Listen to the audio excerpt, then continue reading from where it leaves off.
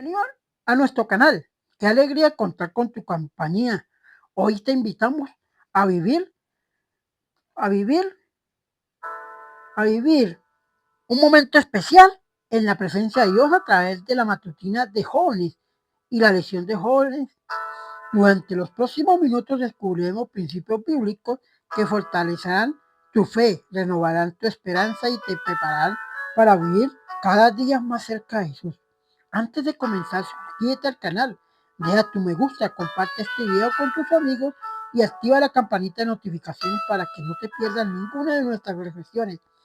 Ahora, si hables tu Biblia, dispón tu corazón, permite que el Espíritu Santo abre a tu corazón, tu vida, y comencemos. Que Dios te bendiga abundantemente en este día tan hermoso. Vamos a comenzar con la matutina modas. El cielo y la tierra pasarán, pero mis palabras nunca pasarán. Mateo 24:35. Una de las grandes lecciones de la vida es que las cosas pasan, desde los objetos que usamos a diario hasta algunos memes que se viralizan en internet. No importa si son cosas buenas o malas, solo es pasajero.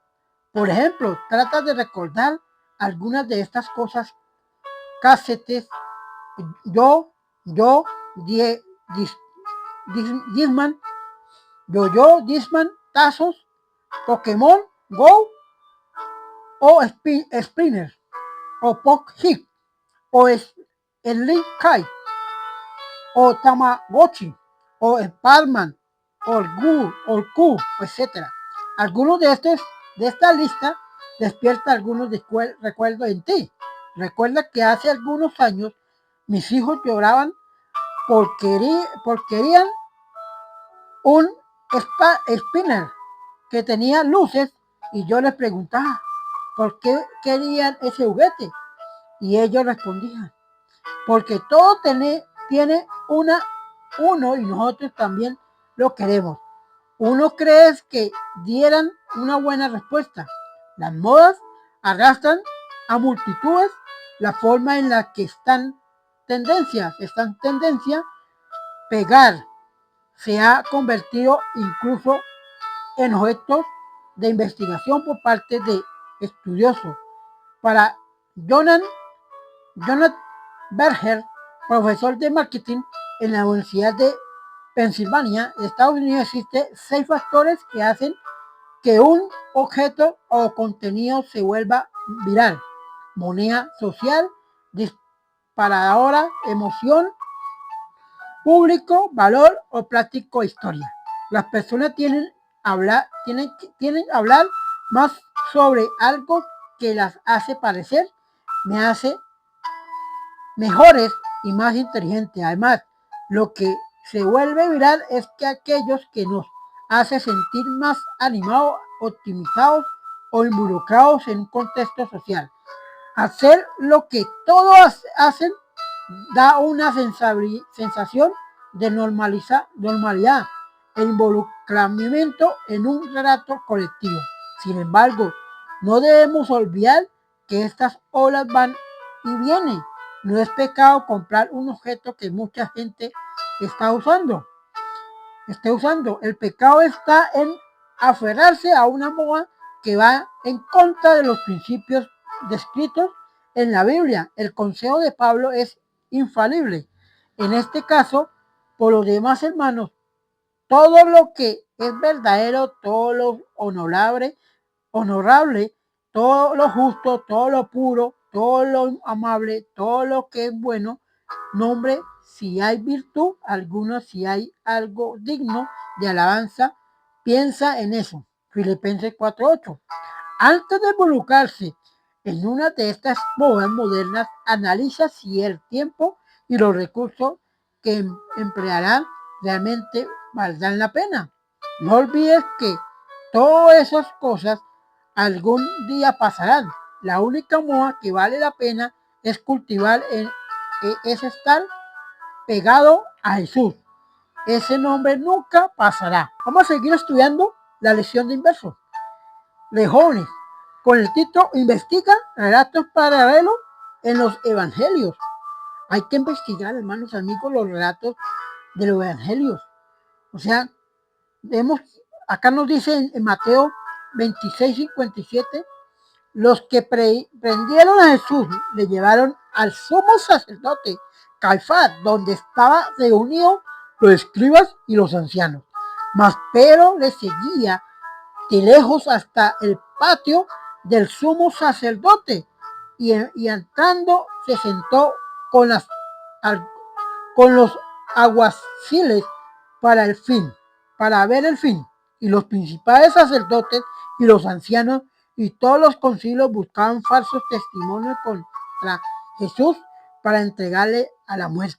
Y no lo hallaron, aunque muchos testigos falsos se presentaban, pero al fin vinieron 2 testigos falsos que dieron dijo: puedo derribar al templo de Dios y en 3 días de edificarlo. Sí, hermanos y amigos, hay que saber entender lo que significan los evangelios. Y sigue, mira lo que dice Marcos 14, 53, 72, dice: trajeron pues a Jesús el sumo sacerdote. Se reunieron todos los principales sacerdotes y los ancianos y los escribas, y Pedro le siguió de lejos hasta dentro del patio del sumo sacerdote, y estaba sentada con los alguaciles calentándose el fuego y los principales.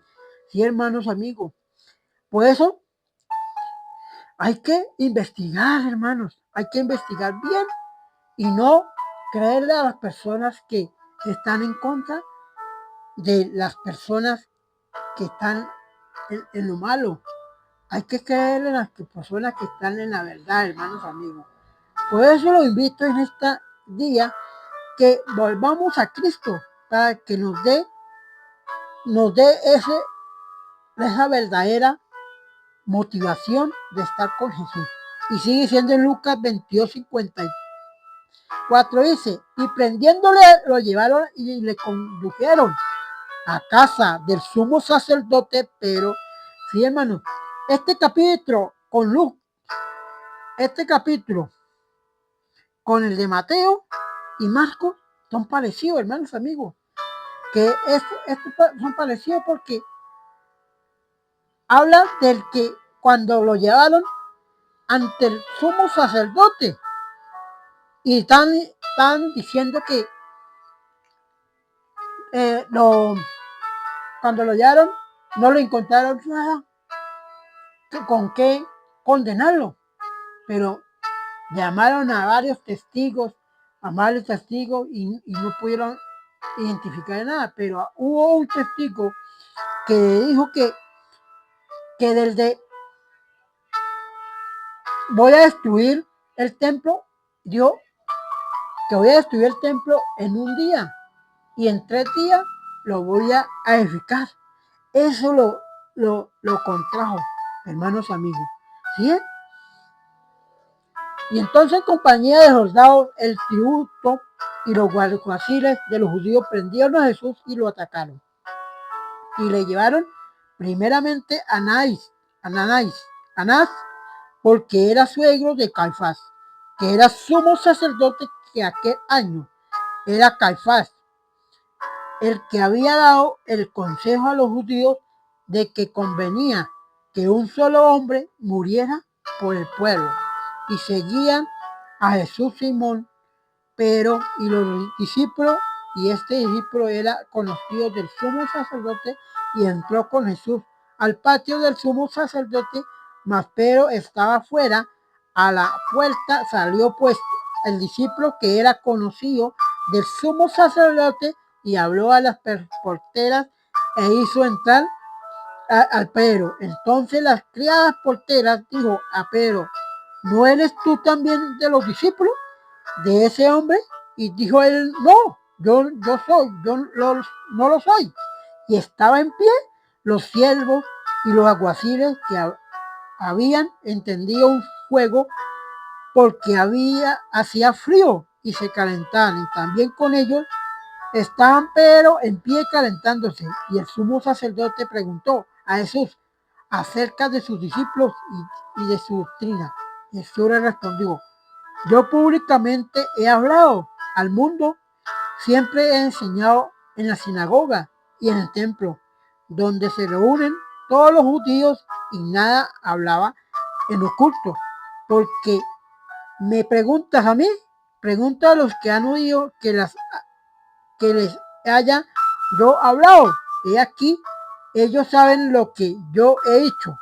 Cuando Jesús hubo dicho esto, uno de los alguaciles estaba allí, le dio una bofetada diciendo: ¿así respondes al sumo sacerdote?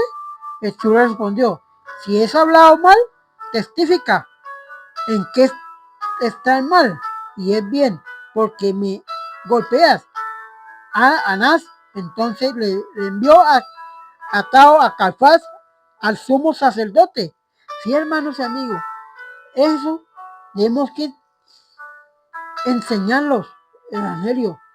Tenemos que investigar bien lo que significa la muerte de Cristo, lo que significa lo que sufrió Jesús en el Getsemaní. Por eso lo invito en este día que vayamos a Cristo, porque Cristo nos lleva a un arrepentimiento genuino. ¿Y por qué un silencio en Cristo?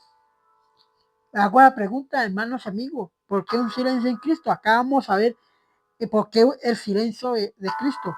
Proverbios 26:4 dice: nunca responda al necio de acuerdo con tu necesidad, para que no seas tú también como él. ¿Sí es? Ese fue el silencio de Cristo.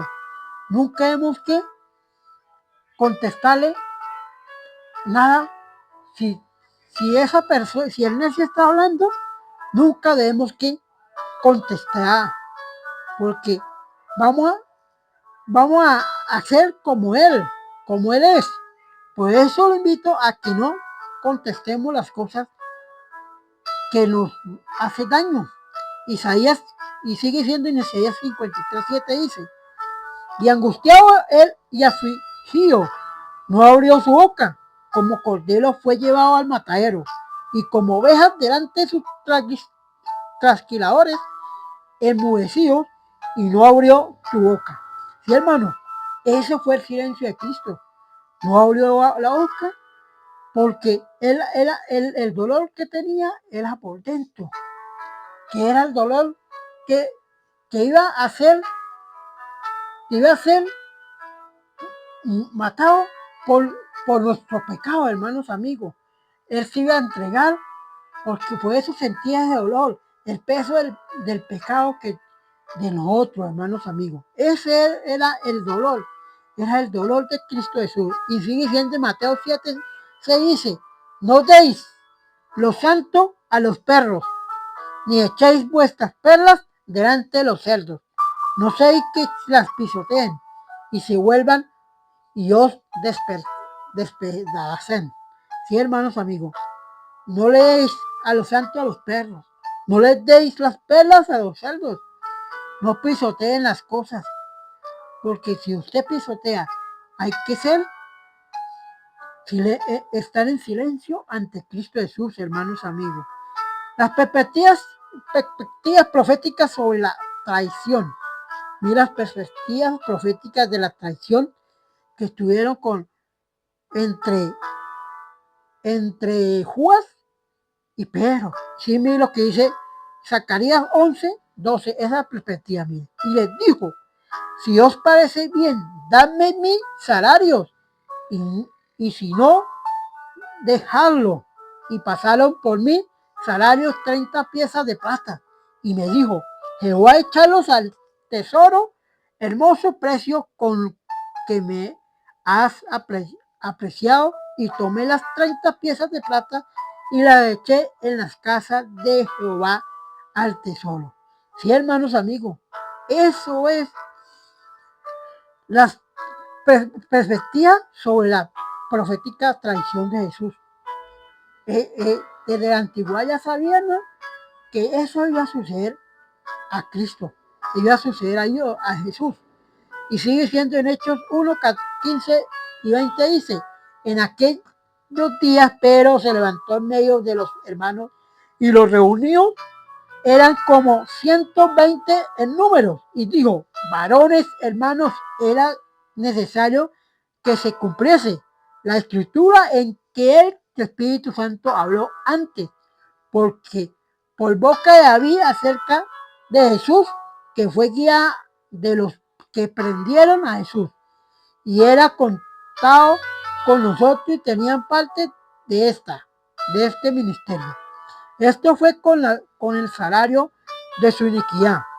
Adquirió un campo y cayendo de cabeza se levantó por la mitad y todas sus entrañas se derramaron y fue notado a todos los habitantes de Jehová, de Jerusalén, de tal manera que aquel campo se llamaba en su propia lengua hacer dama, que quiere decir campos de sangre, porque este es escrito en el libro de los Salmos.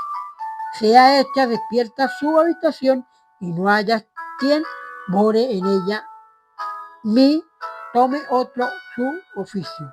Sí, hermanos amigos, esa es la perspectiva que tuvo sobre la traición de Judas. Esa es la perspectiva, hermanos amigos. Por eso debemos que estar con Cristo Jesús, no estar con el enemigo. Hay dos caminos, hermanos amigos. Los dos caminos deben estar.